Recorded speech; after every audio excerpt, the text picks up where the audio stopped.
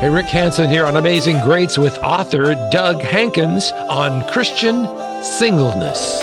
From the heart to the mic, on the field, on the stage, faith in they step as they turn the next page. Athletes, actors, musicians, authors, and more, sparking the flame, lifting up Jesus, unashamed of his name. Life stories of struggle, redemption, and grace. Victories rising from a broken place. Legends of life with a purpose to show how God shows up when you let him flow. Amazing grace, shining bright, living the faith in the spotlight. Hearts on fire, now let it go.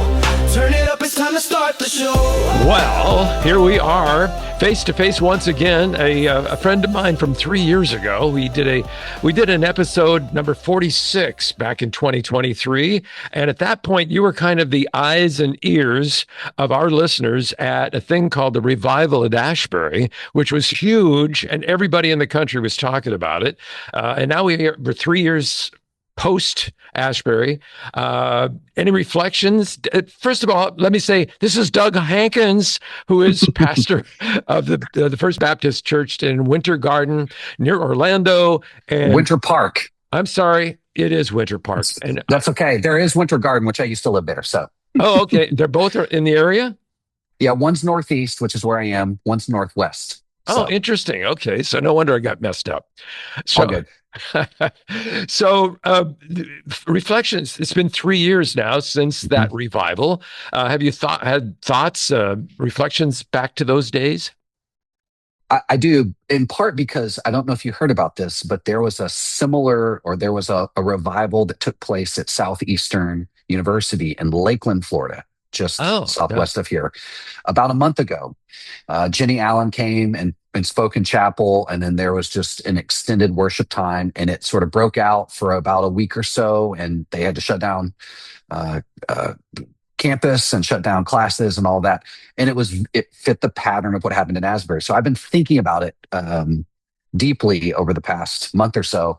Yeah, I think, one of the lasting effects of a true revival, if you read anything about true revivals, Edwards certainly talks about this, is you see faithfulness extend beyond the event. And I think when you see the students who were impacted in Asbury 3 years ago, they tend to report that this has had a marked effect on their lives. You've seen several of them speak at different events. Books are starting to come out, articles are starting to come out, and there have been some lasting effects there. So I think Asbury was a really positive thing, and I'm really curious about what's happened to Southeastern. Yeah. Wow. That's incredible. I had no idea that this was kind of recreating itself much closer to where you're at for sure. So, for context, in our last episode, we talked briefly, or we actually talked pretty extensively about you and your childhood and your religious Mhm. growth. But I just want to, for context, for people who have not listened to that episode, to get that story just briefly again. And so tell us, you were an atheist as a kid, right? Yeah, and it needs context. So the context on that is my dad was an atheist. My mom was probably, I think she would say she was sort of a nominal cultural Christian. She believed in God. We didn't really go to church, but yeah, there was no talk of God. And my mom would occasionally bring it up when she could, but my dad just kind of shut all that down and was pretty argumentative about all things religion and believed that religion was a crutch for unreasonable people. And he wanted to be a rational person. And so that wasn't really part of my childhood. My parents went through a divorce in middle school. And I remember being in eighth grade and dating a girl at the time, an eighth grade girlfriend. And I remember declaring to her that, because I think she said she was going to pray for me because of the divorce. And I told her, like, don't bring God into this. I don't believe in God. This isn't part of what I am. So I remember identifying as an atheist as an eighth grader.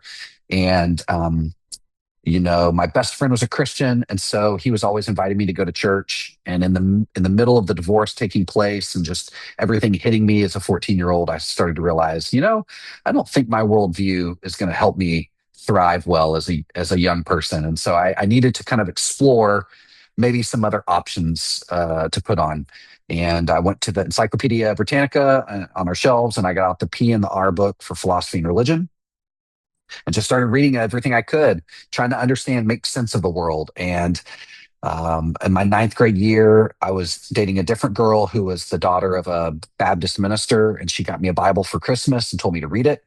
And I found that our relationship was better if I read the Bible because I could talk to her about it. And so I started reading the Bible. And then in between freshman year, sophomore year of high school, I had to read the Bible as literature because we were reading Steinbeck in American literature, and there are a lot of biblical allusions. And so just through the process of reading the Bible and thinking about it for school and reading the newspaper and seeing the OJ trial and everything going on in the world, Kurt Cobain's death and all these things, and the Chicago Bulls winning their first of what would be the second part of the three-peat, and just all the highs and lows of the American life. I sort of just was trying to make sense of it all, and I found that the Bible was the best book I'd read in helping capture the human experience, and I found it to be compelling. So I moved as a 15-year-old now from being an atheist to being a theist and thinking, okay, I think there's a God that makes better sense of my experience of the world.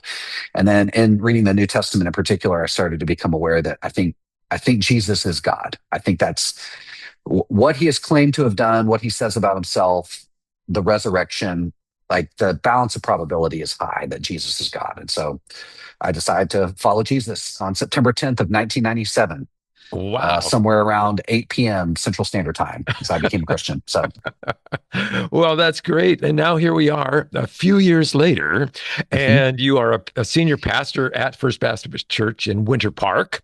You're Yep. also an associate professor at the Baptist University of Florida. You have a PhD in theological studies from Trinity Evangelical Divinity, and over 20 years of pastoring right there Yeah. in the Orlando area. So very cool. But what brings Yeah. us together here on Amazing Greats today is something more and more recently and exciting is that you have written you're really your first book, right? Yeah. My first solo book that's for popular audience. Yeah, and it's called Still Single, Still Called, and it is about, there it is, by golly, live and on screen. So yeah, and so that is and I haven't had a chance to read the book because it's not out yet, but it will That's be right. shortly. But you are writing a book on singleness, and Mhm. yet you're married for 20 years and have two kids. What brings you to talking about this in a book? Yeah. So my wife and I have basically been involved more or less with college and young adult ministry for the last 25, 26 years. We work with a lot of single people, a lot of single young adults, a lot of single, 30 and 40 and 50-year olds, a lot of widows. A lot of people have gone through divorces. So we have a lot of single people in our lives. And when we were at First Baptist Orlando for many years, I would give a regular talk on love, sex, and dating. And I'd always begin the talk on singleness. Just because we have in Orlando, it's probably 40%, Central Florida is probably 40% single adult between the ages of 18 and 40. And a lot of them work in the parks, work in food services, work in the hospitality industry. But we have a ton of single adults here. And so our church was full of these single adults. And there are a lot of really wonky cultural narratives that float around about what it means to be single in America, and especially in the church, a lot of misunderstandings about what it means to be single and what the expectation should be. And so I would give a talk each year on being single, and I would try to help people understand that Jesus was single all of his life and he thrived.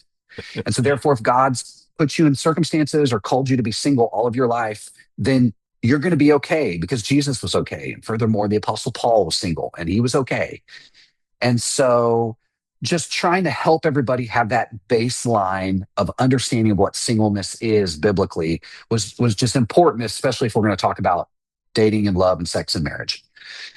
Well, I gave this talk at First Orlando during a First Corinthians series a couple of years ago when I was still there.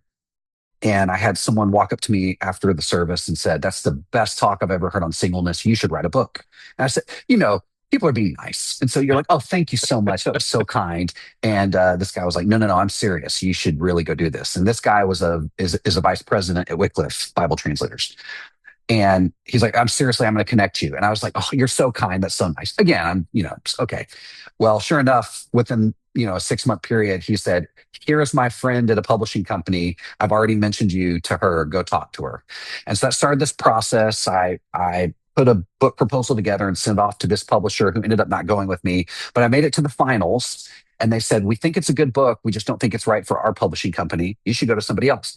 And so I went down the street to Broadman and Holman, which is the ones who have published this book, and they loved it, and they sort of greenlit it and fast tracked it. I think 2024 and fall 2024, I signed the contract, and they said, "Can you have us a manuscript by February?" So I started writing in September, and I turned in my final manuscript in February, which is pretty quick for Yeah. publishing. And by the way, I was teaching a full load, and I was dean of one of our campuses at the Baptist University of Florida, and I was stepping into being a full-time senior pastor, and I have two kids, and my wife's a professor, and it was a little crazy. It was a little crazy, but I wrote it in this office where I am right now, staring at that wall. I wrote the book every morning, Monday through Friday, from 7:30 a.m. until probably 11 a.m. I wrote and just wrote, and it just poured out of me because I just have all this stuff to say about singleness. The story I understand about you writing this book, and I think it came right from your mouth, and that is that you sat with a bowl of snacks and you listened to Eddie Vedder from Pearl Jam playing ukulele. Is that Yeah. all true? Well, I'll say this. That was in my dissertation. That's what I did. I sat down and I listened to Eddie Vedder's ukulele, and I listened to Death Cab for Cuties, Code and Keys. That was in 2016. And that's how I wrote my dissertation. I did something similar. This time I drank hot tea and I listened to Miles Davis and Thelonious Monk and John Coltrane and Dave Brubeck and all of the great jazz artists. So I have a little, Amazon deal, and I would say play jazz music. I would play classic jazz and I would write, and it would just inspire me to keep going. So yeah, Wow. that's true. True story. So there was difficulties along the way, I'm guessing, in writing a book, especially the first time around. You made it sound like it was almost like divinely inspired as you were as the thoughts were coming to you and you're putting it into print. Yeah, I mean, I feel a certain calling. I think it's seemed to me that God told me a number of years ago, there's three things he wants me to focus on in my adult years, my adult career. He wants me to be a pastor, he wants me to be a teacher, and he wants me to be a writer. And so I'm trying to pursue those buckets to the best of my ability and whatever doors he opens. And so this door opened. And you probably know this. I think any entrepreneurial endeavor is sort of this way. You kind of go, is this good? I don't know. It's something. And I think I'm going to kind of bring it to the world. And then you send it off to an editor or somebody, and you don't hear any notes back or any feedback. And you're like, I guess that was good. I'll do the next chapter. And it was sort of chapter by chapter, paragraph by paragraph. Like, I would think to myself, how would I want to hear this? Or how do my single friends want to hear this? Or how do my single friends want to talk about this? I really felt like, in many respects, writing this book was an exercise in being a voice for all my single friends, trying to help the world understand what it's like to be uniquely single in this moment in America, especially as a believer. Because the book represents my attempt to be a broker between singles on the one hand who want to find churches, and on the other hand, churches who really want to include singles in their fellowship. And oftentimes they talk past each other. Mm, And I yeah. think churches are a good stand-in for the parents of these 30 and 40-year-old singles who I'm writing about, who they just got married, and now their kids are not getting married, and they're just like, I don't understand. Are you not getting married? Why are you staying single? I don't understand. And so I'm trying to help these parents and grandparents talk to their single kids and grandkids and just have a baseline understanding of where everybody's coming from to help us come together. So I kind of operate from the assumption, and I talk about it in the book a little bit, that the best thing for single adults, and I would say all adults, is to find community, because community is where you're going to be the healthiest version of yourself. And that's going to open you up to all possible relationships, including marriage, if that's what God leads to. But the end goal here is to help singles find the community they need, and to help churches include singles. Because I'll tell you, our single friends bring some of the best gifts possible into our world, and churches are going to benefit from them being part of their church and their fellowship. Yeah, and different scenarios bring people to their singleness, as you Hmm. kind of alluded to. So you've got widowers, you have people who have just. I've got a friend who lost his wife in the last 2 years and kind of is struggling a little bit with all that.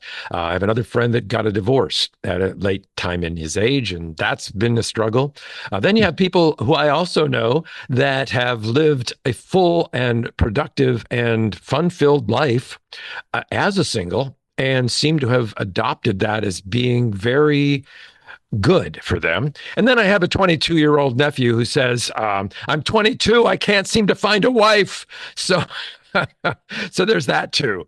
So how is there a different approach in each of those scenarios?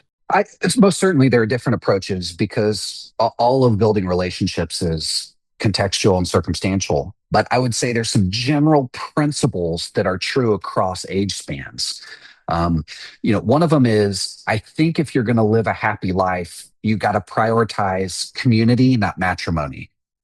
Does that make sense? That's Yes. not to say that marriage isn't good, but it is to say that over and over again in scripture, what you see is Paul and Jesus, I think, emphasizing community uh, as the larger umbrella term.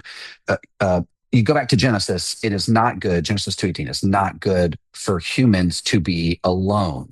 In fact, the Hebrew term there for alone is bad. It is not good to be bad. Okay. And so the writers are really clear about this. It's not good to be alone. It's not good to be isolated. It's not good to be on your own. So what God does for humans is he creates a helper. He creates community, right? And the particular kind of community God creates up front is marriage. It's very efficient, right? But nonetheless, the principle is there. Community is the solution for the problem of isolation.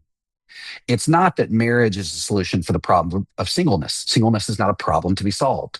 Loneliness is the problem. And so singles tend to disproportionately experience isolation and loneliness relative to their married peers, just by virtue of the people around them or not around them. And so it becomes extra important for singles, no matter what phase they're in, to make sure that they're part of community. Okay. And I think I can stand up before any singles, widows, divorced, whatever, and tell them this, and all of them will say, sign us up, we're on board. What I have a much more difficult time with is the churches who are not ready to receive single people because they have unique loneliness and community needs that churches are sometimes not ready for. There is no place that is more lonely for single people than in American churches. Because American churches, like most legacy institutions, they're built for married couples and families. Mm-hmm. And so if you build churches for families and singles show up, you don't know what to do as a pastor. And so I'm trying, this is why that's got the part of the book is also just the burden is on churches to go create room, make space for single friends when they come in. Don't create a singles ministry. Help integrate singles into the life of your church. Put them on staff, put them in the boardroom, put them on stage, put them in your Sunday school classes, put them in your small groups, because singles bring great gifts. But we've got to know how singles operate and help them come in and not just assume that the solution is for them to just find somebody, get married, and then we can start building around them once they're a couple. No, we got to build around them when they're singles. Yeah, Right? and then there's So, there's a situation where there is the single churchgoer with a mhm. spouse that's a non-believer, and Yeah. so that is a singleness problem too, because they end up being in this scenario where everybody's a couple and they're not at church. Yep. So and so you could be married and in the church still be single, and in a lot of other Spiritually scenarios single. too. Yep. Yeah, yeah, Yep. yeah. So what are some of the other stigmas about besides loneliness? What are the other Mhm. stigmas about single people? Is there other things that you cringe at when you see or hear? Yeah. Well, okay. So again, the most common theme, and this is just this is a legacy of both the greatest generation and the silent generation and the boomers who sort of have come before all of us. Um, at the time, so just by comparison, if you look at the population data at the census, at the decennial census, um, if you look at number of married people in America, so the population of U.S. Of America in 1960 who's married, it's it's more than, it's about 2/3 of the population. I think 27% are single, the rest are married. Okay. So if you're a human being existing in 1960, 2 out of every 3 people you meet are married. It seems like everybody's married, right? Mhm. And so there are tax incentives, there are other strategic social incentives to get married. So everybody gets married. And marriage is so prevalent and such a common concept that everyone just steps into it almost effortlessly. Like you're at the airport and you step on that one pathway that moves for itself. It just seems like if you just do one or two things, you get married. In the 2020 census, almost 50% of the US is single. Wow. So only 1 out of every 2 people is married. And it just seems like there are as many married as there are single, which is true, right? And many of the pathways that were available and afforded to people in 1960 are no longer there. And so you've got to try twice as hard, 3 times as hard to get married these days for a lot of different reasons. And so what that produces is a lot of people who are disenfranchised and single. They're single, but they want to get married. So not only are they lonely, but they also feel disenfranchised. And they've got their parents saying, it was so easy for us. So they've got all this extra guilt and all this extra shame that they Yeah. bring with them to every conversation. And so I want to try to stress compassion for churches on single people. They're going to be they're going to have a chip on their shoulder. Many of them, they're going to be rough around the edges. They're going to be a little angry and upset and sad and disillusioned. And that's just how you're going to receive them. And Mm. that's not an excuse to kick them out or practice church discipline or kind of just peg them over here as people that are problematic. It's an opportunity to practice love and compassion and bring them in and bring them into healthy Mm. community. I think that's one side of that. But I would say another thing to just be aware of with our single friends is that aggregate belonging is there's sort of a capital with that. So you know what I mean? Like when you sit at a Thanksgiving dinner and you eat a meal together, and at the very end of it, there's just like the glow of table fellowship. You know what I'm talking about? Yeah. You take everyone's, untucking their shirt because they're so stuffed, and it's just such a good meal. We could call that's kind of an invisible belonging capital or social capital. And community is the place where you build that kind of belonging capital. And because a lot of our single friends don't regularly track in consistent community, they sort of show up to our churches and to our parties in a kind of belonging debt. Okay. Mm. Mm. And everyone can tell because there's this like gregarious belonging capital in this fellowship, and the single person comes up and it almost feels like it sucks the energy out of the room. And the tendency is to go as people who are in community, like, let's exclude them so that we can preserve our capital here. And I think the power of the gospel is such that if you have Jesus, you have access to the greatest source of belonging capital in the world. Okay. And so if you have Jesus and you're gathering as the church, you have infinite social capital and community in Jesus. And so by that logic, I would say bring as many single people into your community as you can, especially if they have a belonging deficit, and watch Jesus fill you all up. And then watch those single people go and get you more single people and more married couples and be the best evangelists for your church, and watch Jesus fill all that up. So I want to try to help churches understand the rich resources they have in Christ so that they don't instinctively operate off of what I think is a really healthy thing, trying to guard their belonging capital and think that it's something that they only create. You got to remember that in Christ and in the resurrection, we have all that power to create great community there. And therefore, it puts us in position to welcome in the stranger and the foreigner and the single person and people we normally wouldn't include in our fellowship. Yeah. And then there's the scenario where everybody thinks because they have a single friend, they should be finding them dates. They should be hooking them up with folks. And so the poor single person is besieged with all of these requests for dating, and they get blown away by all that. And That's is right. church also a perpetrator of that? Oh, disproportionately so in our culture today. You show up in the lobby as a single person and they find out you're single. Some well-meaning church lady is going to go, I have a grandson and he's single and let me give you his number. Right. So we all have that scenario in mind. The single person shows up, well-meaning church people are trying to connect them. I want you to imagine Jesus showing up in a lobby of a church somewhere. And they ask Jesus, like, what's your name, Jesus? Where are you from? Nazareth? Okay, I don't know where that is. Okay. Are you married? Are you single? Oh, you're single? Well, Jesus, I have this granddaughter over here. And you could, right? We would never treat Jesus the way that we treat a lot of single people. And yet he was a single man in his 30s. Yeah. And so I think I would just encourage Christians to think about how they would treat Jesus if he showed up, and then to treat everybody, including single people, that way, right?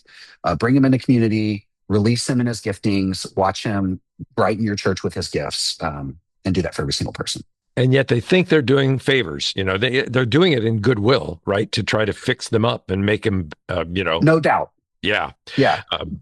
But yes, when you're single for 15 years and you finally, maybe they'll get the message that's just fine with you, I guess, maybe. So, Right. What are some of the specific things that your church has done, tried, that you feel really helps or works to bring singles into the group? That's a great question. I've only been at First Baptist Winter Park for 18 months, and we are just dipping our toe in the water of trying to help this.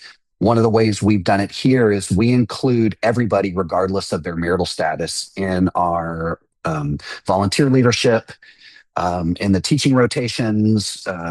We don't make marital status a hurdle people have to jump over to serve here. And so we have my wife and I lead a core discipleship group on Wednesday nights, in fact. And it is, I think, probably 50% male, 50% female. And it is probably 50% married, 50% single. Yeah. Or maybe if anything, it's 60% married, 40% single. But we were intentional about making sure we include our single friends into that group, because again, they're some of our best, smartest, brightest leaders, and we want to benefit from their giftings and spend time with them, think with them. So that's one of the ways we're trying to do that. We have regular testimony nights where I don't preach, but we have different church members get up and just share the gospel of how Jesus has worked in their lives. And oftentimes we have single adults who get up and lead in those testimony nights.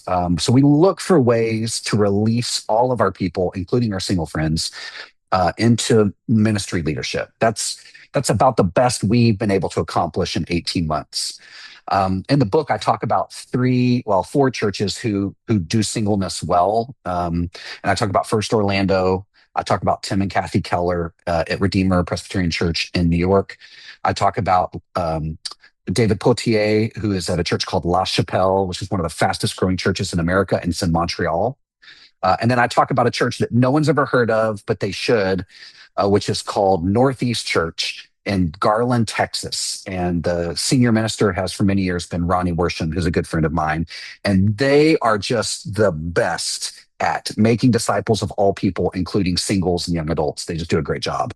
And so in the book, I sort of talk about how each of them have their different philosophies and some of the things that they do that really include singles well. Do you have any pushback from your couples or do you sense that they're open to the idea but just don't know how to implement it? That's a great question. I think if any couples push back, it's going to be when, under the following circumstances, it's a young married small group, or it's a group that's predominantly young marrieds, and there's some young singles all in the same age in their 20s or 30s, and they're all in a group together. And the tension there is, hey, is this single person going to be trying to hook up with my husband or my wife, or is there any of that still, that dating residue going to linger? And there are just those questions out there. And I think what I have to do is coach people to go, yeah, no, that's not going to happen, or it's only going to happen as it would happen in society. So there's going to be nothing atypical about putting a single person in your small group or your Sunday school class that's going to cause anybody to stumble, or you're not going to cause them to stumble. There's a lot of fear of those kinds of things. And I think for good measure, I mean, you have a history of just affairs taking place in churches in these kinds of very environments, especially when people are young married. So we may need to think through with our young married couples, trying to disproportionately put them around either similar young marrieds or even some married couple mentors in that forming season of their family. but that's rarer and rarer these days. By God's grace, Gen Z and millennials who are coming up are much more relationally savvy at times than sometimes I think our older millennial Gen X and boomers were, who kind of lived in sort of siloed worlds. And they're really helping us as the church to see what a more healthy community could be like, that's really diverse and full of a lot of perspectives. And so that's less and less. I would say, if anything, the number one sticking point I find in churches is that married couples tend to be richer than their single counterparts because they have two incomes and Mm. they split the cost of life. And so the married couple, marriage is a great strategy for getting ahead financially.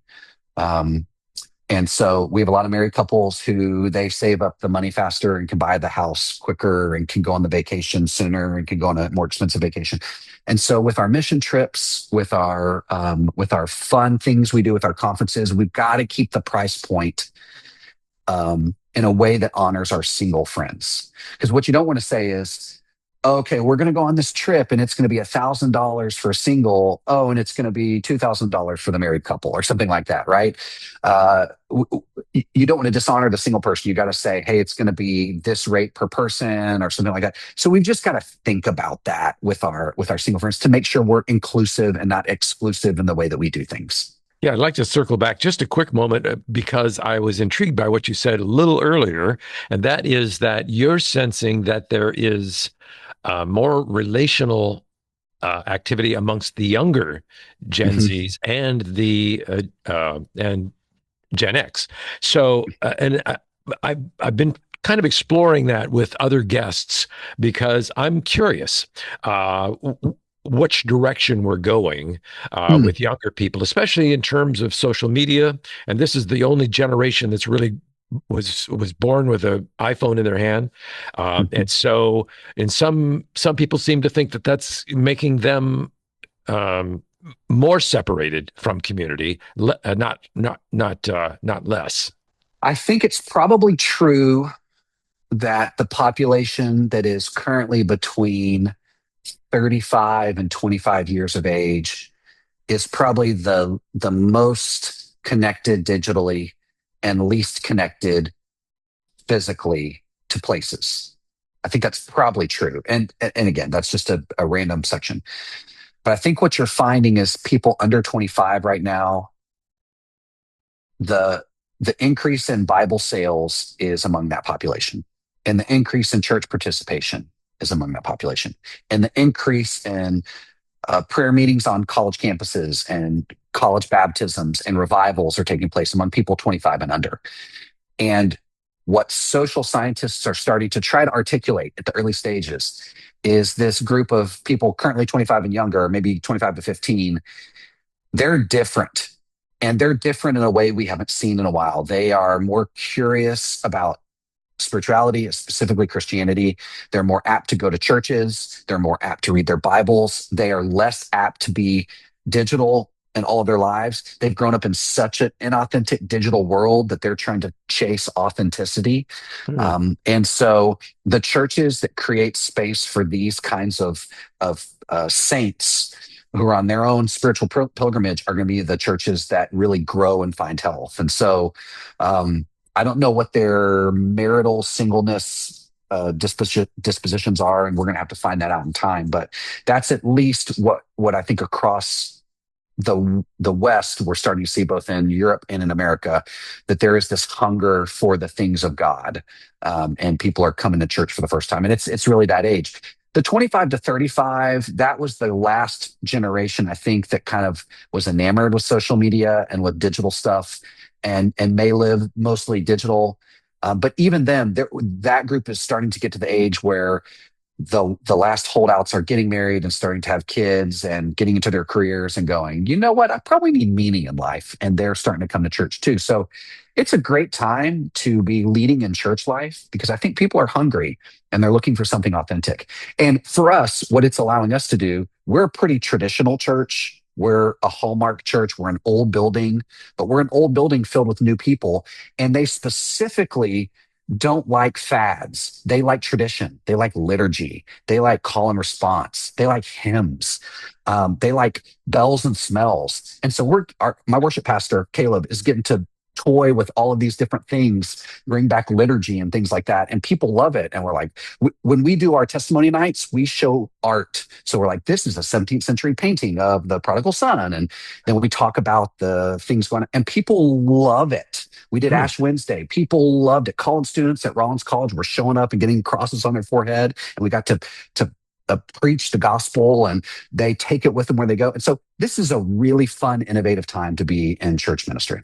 I'm glad to hear all the optimism because you hear a lot of gloom regarding the church growth these days. So, young people who are just at the point where they're seriously dating and they're kind of out there looking, is there a prayer or a guidance in terms of prayer for them to seek God's help in finding the perfect mate, if you will? Yeah, that's a great question. And I don't know if I have the answer for you, but I can give you the advice that my wife and I have given to young people for 25 years. And we, because I'm a Baptist minister, it all starts with the letter C.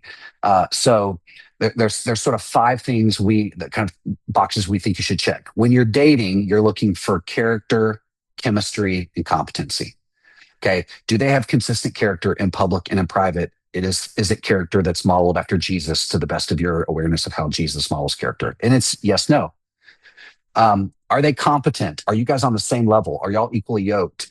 And if you're in college, are you studying to be a brain surgeon and he's studying to, be a basket weaver, and y'all are just on different levels? And if you're in college, you're probably on the same level. But nonetheless, you want to think through those things. Are you guys running in the same direction and the same kind of competency, right? We want to make sure there's not a competency gap. And then to the best of our abilities. And then finally, character, competency, and chemistry. Do you like each other? Do you like hanging out? Or is this just a social thing you're doing because you're keeping up with the Joneses? It's part of conspicuous consumption in the dating world. So if you can check character, chemistry, and competency in dating, then the next two are really about engagement and marriage. And that is there a career plan? Is there some kind of plan for you to make enough money to survive in this world where inflation is rampant and houses are expensive and groceries are expensive and gas is expensive? Is there some kind of career plan? And the final piece is community buy-in. Do your parents like him or her? Do your friends like him or her? Do they see y'all together? Even if you have non-Christian parents and you're a Christian, your parents know you well enough to know if that person is a good fit. They might say, we don't like Jesus, but you know what? We like her. And so we think you guys will do well together, right? And I think those five questions have been the most helpful for us as we've helped young people navigate love, sex, and dating. If you can check those five C's, you're in the best possible position to make a wise and informed decision on marriage. Yeah, and I think in some cases, young people, not even young people, but people in general, get so locked into the comfort zone of a particular person, a mate, that that they almost feel compelled to follow that line and end up getting married because that's probably what they should be doing. Not necessarily that it's the greatest match in the world, but because it's convenient, it's comfortable, and it's time that we get married. It's time to Right. call this. Yeah. True story. Is that what you see a lot as well? I think so. And, I've now been married for 22, going on 23 years. My wife and I have been together 25, going on 26 years. I think my OG friends tell me this, who are married, the original godly people, the OGs. They tell me that when you've been married 60, 70 years in some cases, that you're really married to 5 or 6 different people, because each of you change every so often. And so you'll have seasons where you're clicking, and then you have seasons where you have to kind of learn to love each other again. And then you have seasons where you click, and then both of you grow and you're having to learn to love each other again. And it's just, that's just going to be part of the deal. So as long as you're committed to love them, however they are today, you're going to be fine. And I think that's really helpful advice for young people who live under the misnomer or the misconception that you kind of just get married again and you step onto that path and it just moves you forward. Once you get married to the right person, it's just perfect after that. No, it's not. You're two selfish human beings who at some point are going to sit in the sinks and brush your teeth and spit all that stuff into the sink, and it's gross.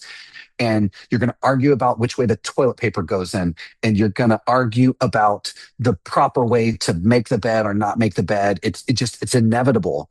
So you've got to have some kind of commitment to just see this thing through and be committed to each other, which is why you take vows, right? And I think most importantly, you've got to have Jesus, because if you have Jesus, he has infinite spiritual resources at his disposal. So you're going to be okay, right? And so I caution any couple wants to get married, like, don't get married apart from Jesus. Get married in Christ. That's going to be the best thing for you. Perfect. Okay. Well, we are getting close to where we need to wrap this up, but I want to talk about when the book's coming out, how it can be purchased, and is there anything else that we should know about the book that we haven't talked about? Yeah, I think you should know it's the greatest book that's ever been written on the planet. It supersedes even the Bible. So once you have this, you don't need to read scripture anymore. No. Okay. Yeah, it's available wherever books are sold. Just Google search Doug Hankins or Still Single, Still Called. You can also follow us on Instagram at Still Single, Still Called, where I post content and things about the books. I'll post this interview, cross-post it. You can go to Amazon, buy it there. Lifeway, certainly go to there. You can go Barnes & Noble, Target. I was in England recently, and it's available for pre-sale in England. So anywhere where books are sold, you can find it.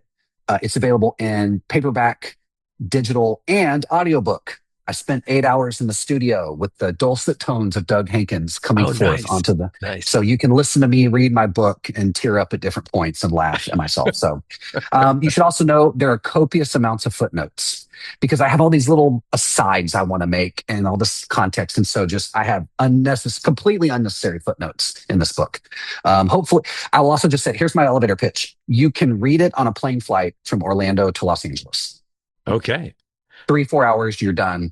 Guaranteed 3 laughs. It's a 3-laugh minimum guarantee. So I'm going to fly to see my son in Orlando from Seattle. There's my chance to read the whole deal, right? Yeah. Probably 1.5 times, man. If it's out by then, I'm leaving you said it's May 17th-ish, right? Is that the May 19th? It will be delivered to your door if you pre-order on Amazon. Oh, okay. All right. Scripture verse for all of our single friends. The one that I talk about in the book the most is in 1 Corinthians 7. This is Paul, I think, is the clearest teaching on Scripture. He says, this is verse 6. Now, as a concession, not a command, I say this. I wish that all were as I myself am, but each has his own gift from God, one of one kind and one of another. To the unmarried and the widows, I say, it is good for them to remain single as I am. I just want to encourage you with that. It's a good thing to be single. It's very good. Jesus loved it. He recommends it. There you go. All right.